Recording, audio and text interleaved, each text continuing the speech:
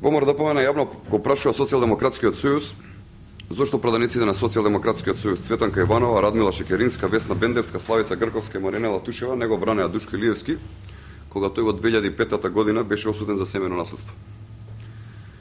Зошто Владо Бучковски, Зоран Заев, Владо Димов не го бранеа Душко Илиевски, кога тој од 93 до 97 година дури 7 пати бил пријавуван во Министерството за внатрешни работи за тешки кражби.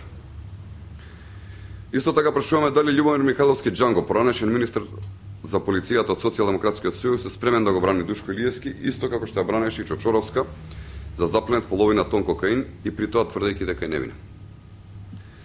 Почитувани, Социјалдемократскиот сојуз секогаш кога нејзините членови се обвинети за криминални активности бара да не важат законите. Тоа е недозволиво, тоа е недемократски и противправно. Без оглед на тоа дали некој е член на СДСМ, член на ВМРО-ДПМН или воопшто не е член на политичка партија, пред законите се сите еднакви и тука нема привилегирани. Социјалдемократскиот сојуз конечно мора да започне да ги почитува законите и институциите на системот.